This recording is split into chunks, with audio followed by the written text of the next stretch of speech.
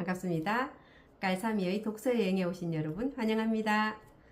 제가 오늘 여러분과 함께 나누고 싶은 책은 감정의 발견이라는 책입니다. 저자는 마크 브레킷이라고 하는 예일대학교의 아동연구센터 교수이신데요. 이분이 어린 시절에 성적 학대를 당한 경험을 가지고 있다고 하네요.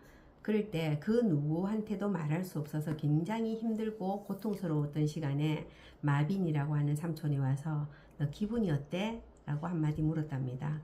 그리고 그 삼촌과 얘기를 하게 되고 그리고 굉장한 이제 위로와 치유를 받았죠. 그리고 이분은 이제 삼촌과 이야기를 쭉 하면서 심리학을 전공하기로 마음을 먹었다고 합니다. 그리고 계속 이제 심리학 연구를 계속 해왔고요. 거기에서 특히 제일 중요한 감정에 대한 연구를 굉장히 많이 해오셨네요. 그래서 여러분은 여러분의 감정을 제대로 잘 아시나요? 우리는 우리의 감정을 잘 모르고 지나갈 때가 참 많은 것 같습니다.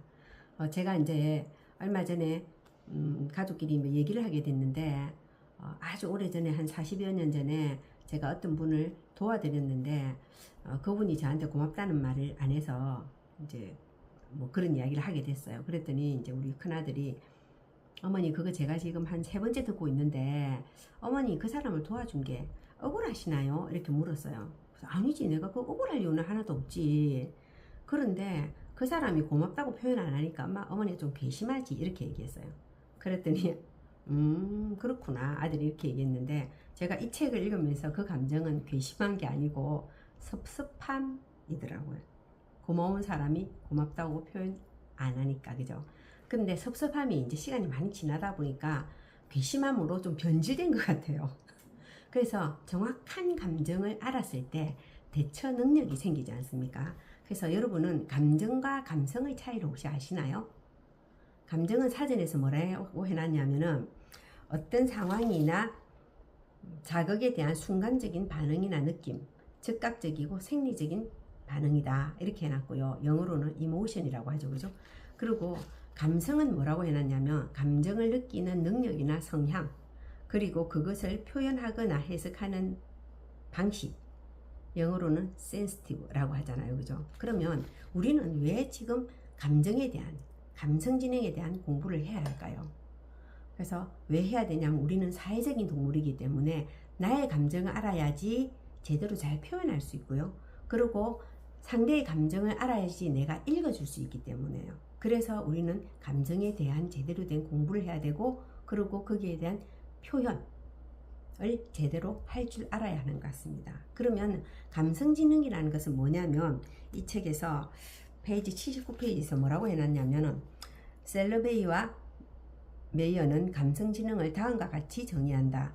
감정을 정확히 인지하고 분석하고 표현하는 능력, 특정한 생각을 일으키는 감정을 만들어내는 능력, 감정과 감정에 대한 지식을 이해하는 능력, 정서적이고 지적인 성장을 촉진하는 감정을 조절하는 능력이라고 해놨습니다. 굉장히 쉽지는 않은 것 같습니다. 본인의 감정을 잘 알지도 못하는데 감정과 감정을 느끼는 걸 어떻게 표현을 해야 되고 뭐 이런 걸 알기가 쉽지 않기 때문에 우리는 공부라는 걸 해야 되는 것 같습니다. 그죠? 자, 그래서 이 책에서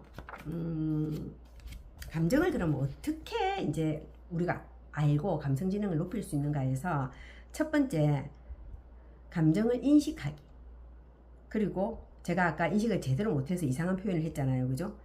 그리고 그 감정을 이해하기 그리고 감정을 표현하기 그 다음에 감정을 조절하기 이렇게 했을 때 감성지능이 높아진다는 거예요. 그럼 감성지능은 왜 높여야 되냐면 우리가 아까 사회적인 동물이기 때문에 해야 된다고 했잖아요. 자, 감성지능을 높이면 어떤 현상이 일어나는가? 학습의 중요한 3가지 특성인 주의력, 집중력, 기억력은 모두 인지 능력이 아닌 감정에 의해서 통제된다 라고 해놨습니다. 맞는 것 같지 않습니까? 우리가 내 감정 상태가 굉장히 흔들리고 좋지 않을 때는 아무리 책상 앞에 앉아서 공부를 해도 머릿속에 입력이 잘 되지 않잖아요. 왜? 주의력이 흐트러졌기 때문에 집중력이 없어졌기 때문에 그러니까 기억력도 상실되는 거죠. 그럴 때 우리는 정신이 안드로메다에 가 있다 이런 얘기 하잖아요. 그래서 내가 지금 두려운 감정인지 슬픈 감정인지 불안한 건지 우울한 건지 이런 감정 상태를 제대로 알아야지 대처하는 능력이 생긴다는 거죠. 자, 그래서 이제 이분이 이런 실험을 했더라고요. 자기가 이제 초등학생들을 대상으로 해서 내가 초등학교 5학년 때 태권도 승급 시험에서 떨어졌거든. 그럴 때 내가 얼마나 충격을 받았단 말이야. 이렇게 하고 아이들한테 그럴 때 네가 내 친구라면 어떻게 해주겠어? 라고 질문한 거죠. 그랬더니 어떤 학생이 웃긴 얘기를 해줄 거예요. 근데 이제 이분이 이렇게 얘기했죠. 좋아, 재미있는 접근인걸. 적어도 내 기분을 풀어줄 수는 있겠구나. 또 뭐가 있을까? 아이스크림 먹으러 가자고 해요.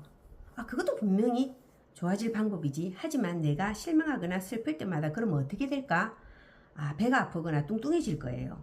충분히 그럴 가능성이 있지. 그 밖에 또 무슨 방법이 없을까? 저라면 계속 노력하라고 말해주겠어요. 왜냐하면 슛을 날리지 않으면 골이는 100% 불가능하니까요.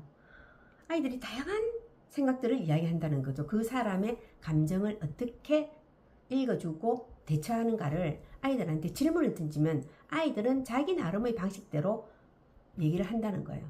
그러면 뭐가 되냐면 타인의 감정을 읽었잖아요. 그리고 그 표현하는 기술이 높아졌잖아요. 뭐가 높아지겠습니까? 사회적 재능이 높아진다는 겁니다. 타인과의 교류가 되었기 때문에요. 자, 그래서 이 학교 선생님들이 깜짝 놀랐답니다. 아이들이 이렇게 할 수 있다는 말이지. 그런데 오늘날 대학생에게 가장 필요한 경쟁력은 사회 정서적 능력이다. 왜냐하면 우울증이 너무 많고요. 그리고 정신과 상담을 받는 아이들이 너무 많다. 그래서 2016년 비해서 18% 증가했고요. 우울증 약을 처방받거나 이런 아이들이. 또 다른 연구에서는 대학생의 87%가 압도되는 느낌을 받고 있으며 63%는 매우 외롭다라고 표현했답니다. 자, 갇혀있던 감정이라는 지혜를 세상에 풀어주면 자신의 꿈을 이루고 더 나은 세상을 만들 건강한 아이들을 길러낼 수 있다라고 얘기했는데요. 잭 웰치는 이렇게 얘기했답니다. 감성지능을 가진 사람은 학교 성적이 좋은 사람보다 훨씬 드물지만 내 경험상 실제로 훌륭한 리더를 만드는 건 감성지능입니다.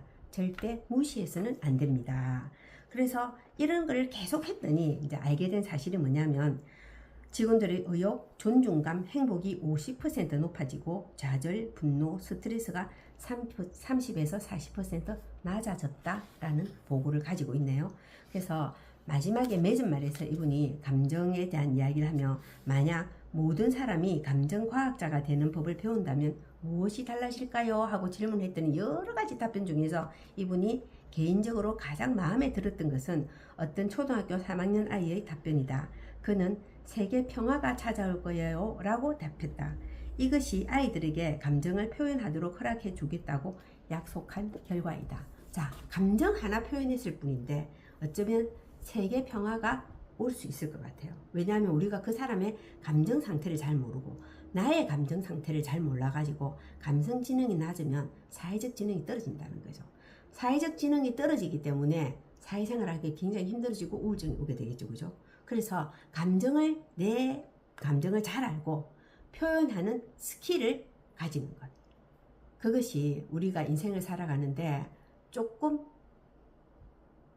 안온함, 평온함 이런 것들을 가져다 주지 않을까. 그래서 여러분 오늘 여러분의 감정에 이름을 한번 붙여보시고 그 감정을 표현해보는 시간을 가졌으면 참 좋겠다는 생각이 들었습니다. 지금 저의 감정 상태는 긴장감, 설레임, 약간의